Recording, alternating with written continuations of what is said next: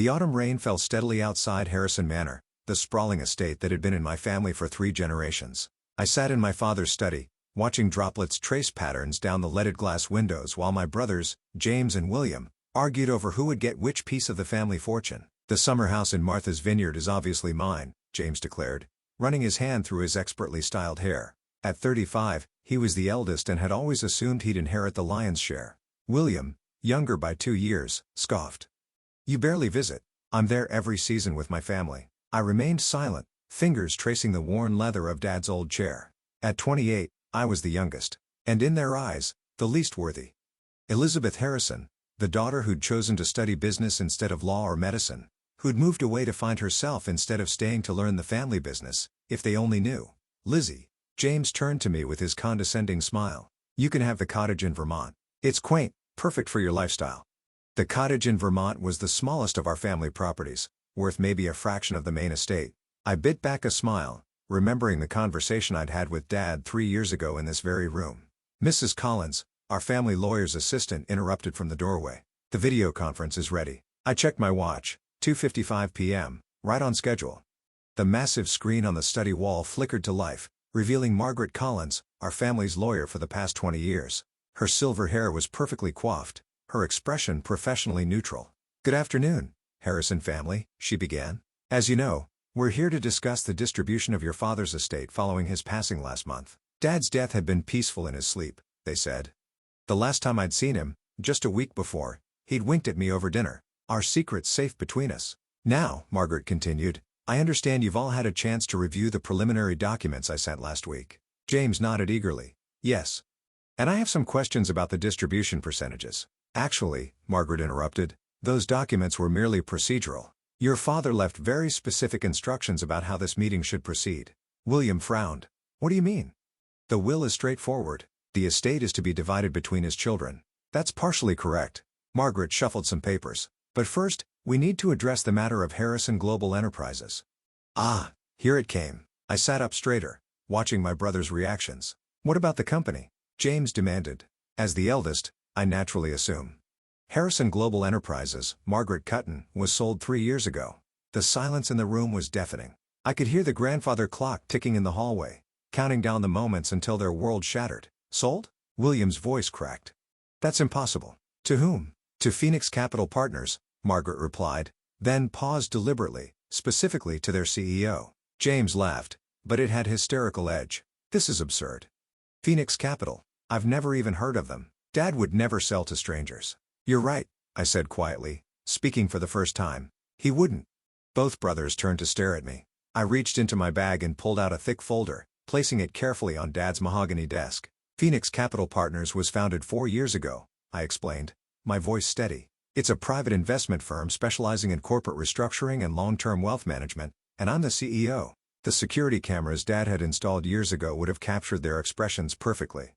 James's face draining of color, William's jaw dropping open. "You?" William whispered. "But you were traveling, starting your own business, you said." "I was." I confirmed. "Phoenix Capital was my startup. Dad was my first investor." James lunged for the folder, fingers trembling as he flipped through the documents. Sale agreements, transfer papers, board meeting minutes, all signed and notarized, all completely legal.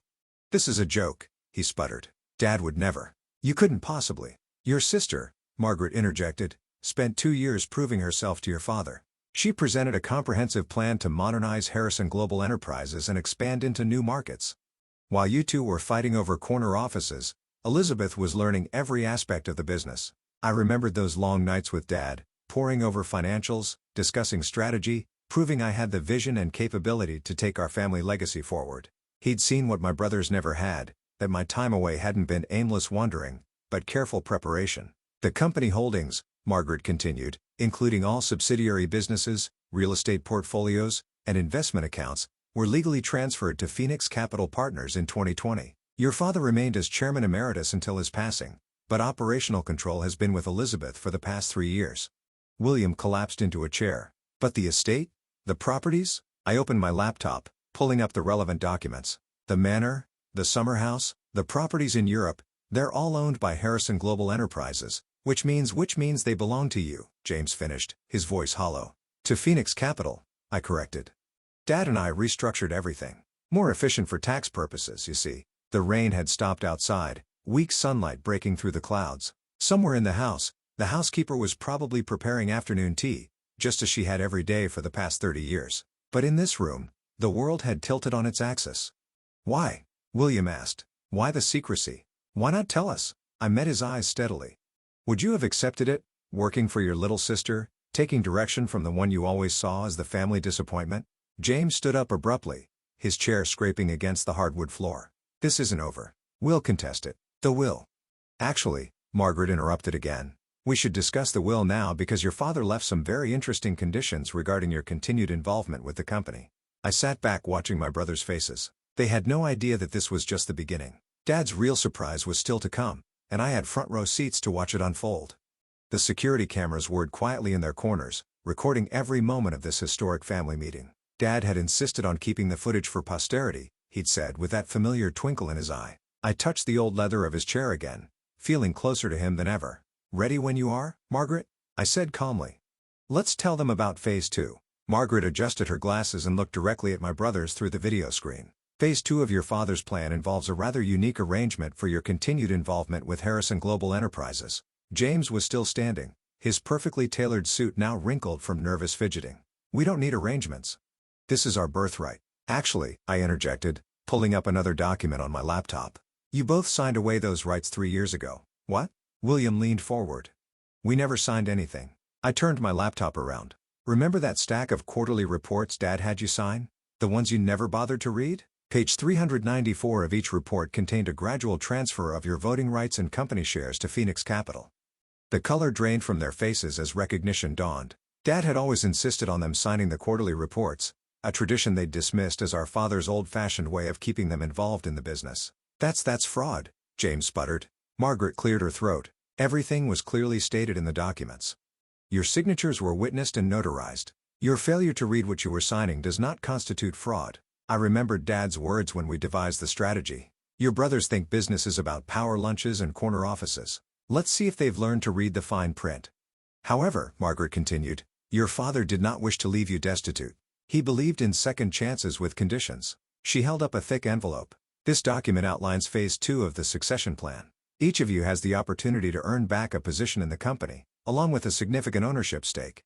William's eyes narrowed. What kind of conditions? I stood up and walked to the window, looking out at the manor's grounds. The gardeners were trimming the hedges into their precise shapes, a task that required patience, skill, and attention to detail, everything my brothers had always lacked. Each of you will start at entry-level positions, I explained. William, given your background in finance, you'll begin in our accounts receivable department. James, with your law degree, you'll start in our compliance division. Entry-level? James looked like he might faint. I'm a partner at Stevens & Mitchell. We're a partner, Margaret corrected. Your father arranged for your position there to end today. Same with your banking job, William. The grandfather clock struck 4, its deep chimes echoing through the house. Right on cue, both their phones buzzed with emails, their resignations, effective immediately, drafted months ago by Dad's legal team. This is insane, William whispered. You can't just I can, I said quietly. And I have. But unlike you two, I'm offering a genuine opportunity. Prove yourselves over the next 2 years. Learn the business from the ground up, and you can earn back your places in the company. And if we refuse? James demanded. I smiled. Then you keep your trust funds. The ones that mature when you turn 65. Until then, you'll receive a modest monthly stipend, enough to live comfortably, but not extravagantly. The security cameras caught James's face turning an interesting shade of purple. He just bought a new yacht, I recalled, probably with credit, counting on his inheritance to cover it. There's more, Margaret added. Your father left personal letters for each of you. Elizabeth, would you? I opened Dad's desk drawer and pulled out 2 sealed envelopes. My brothers took them with trembling hands. As they read, I watched their expressions change. Dad had always known exactly what to say to each of us. I'd read my letter the day after he died. Words of pride, trust, and subtle guidance for the challenges ahead. William finished first, sinking deeper into his chair. James crumpled his letter, then smoothed it out again, as if unsure whether to preserve or destroy it. Dad knew, William said softly, about the insider trading. I nodded. And about the embezzlement at your bank. We have all the documentation. James's head snapped up. You're blackmailing us. No, I replied. I'm offering you protection. Accept the positions. Work hard.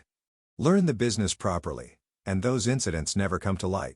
Refuse and well. I shrugged. Phoenix Capital has a strict policy about reporting financial misconduct. The room fell silent except for the faint sound of the gardeners outside. I could almost hear Dad's voice. Power isn't about having the biggest stick, Lizzie. It's about knowing when and how to use it. How long? William asked.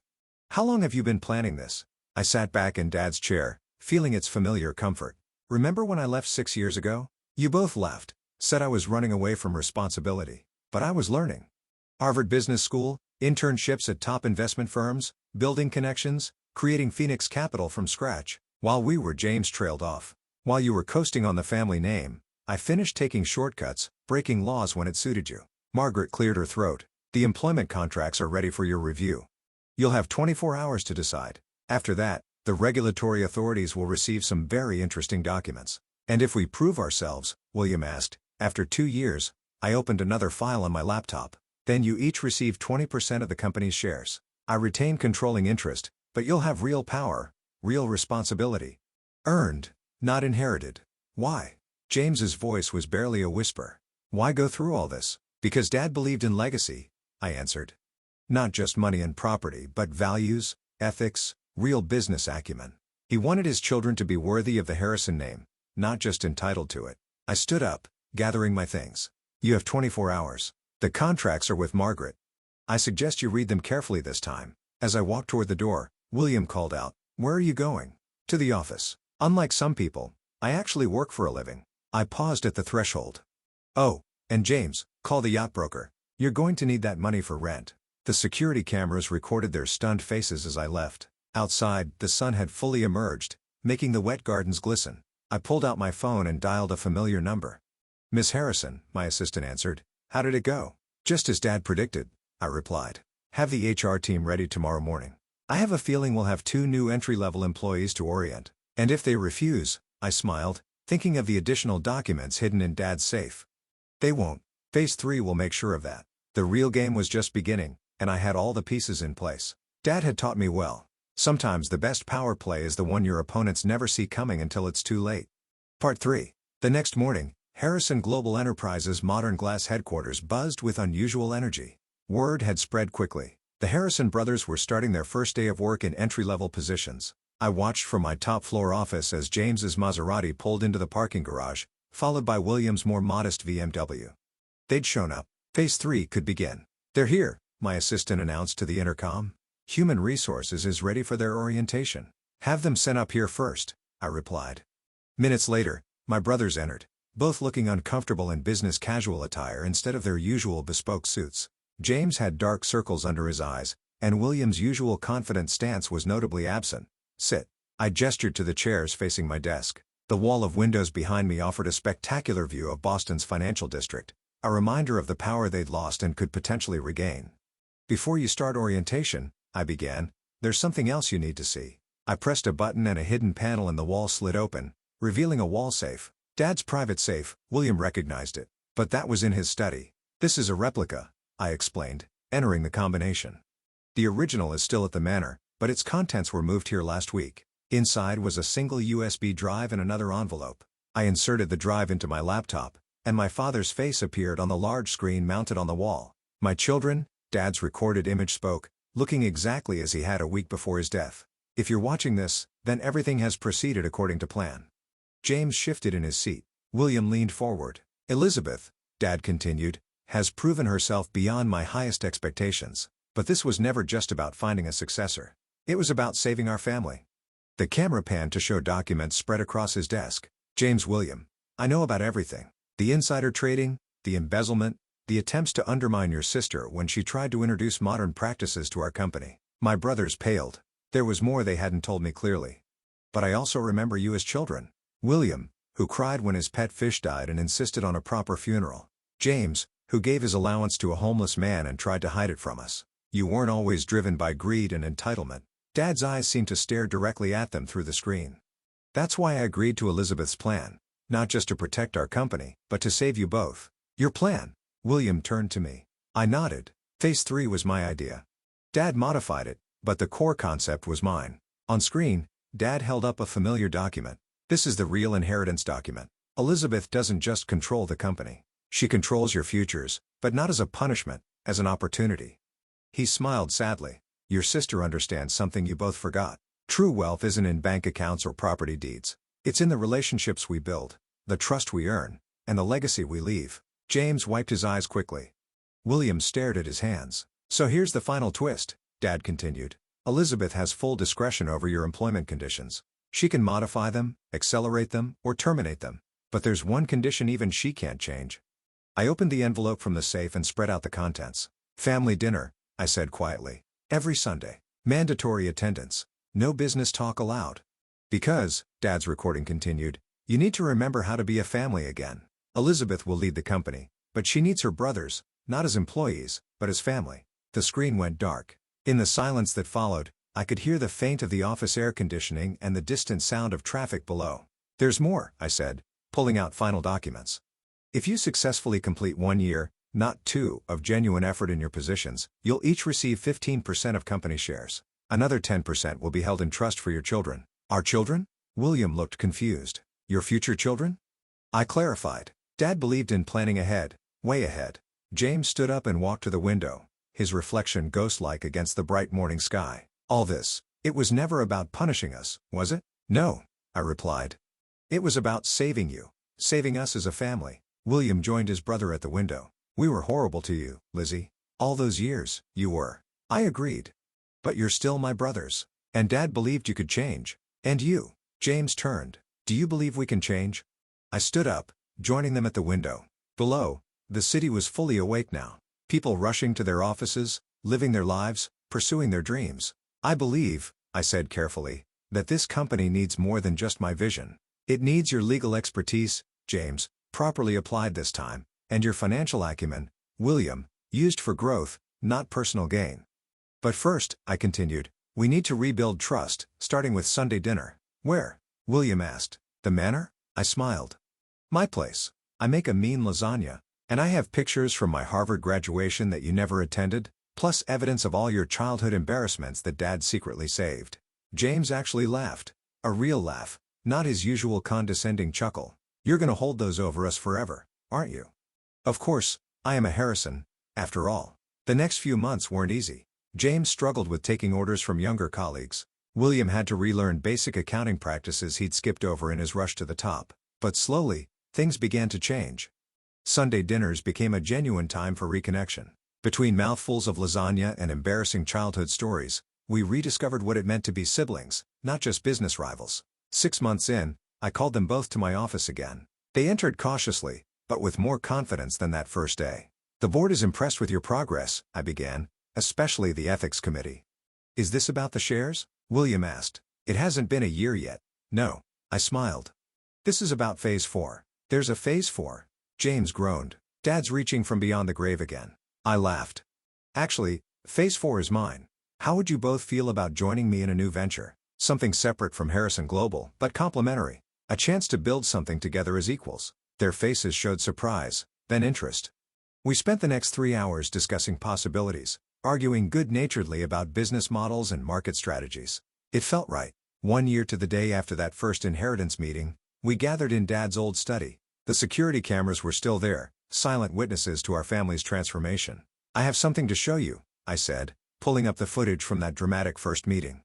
We watched our past selves, barely recognizing the entitled, angry men and the defensive, prepared woman we've been. We were such idiots, William mused. Where? James quipped, earning a playful punch from our brother. I looked at them. Really looked at them. James had lost the arrogant edge to his smile. William's eyes had regained the kindness I remembered from our childhood. And I had gained something too. Brothers I could trust, not just with business, but with my life. Dad would be proud, I said softly, of all of us. The security cameras whirred quietly, recording this moment too. But we didn't need recordings anymore to remember who we were or what we meant to each other. We were Harrisons, not just in name or inheritance, but in spirit. And that, as Dad had known all along, was worth more than any estate.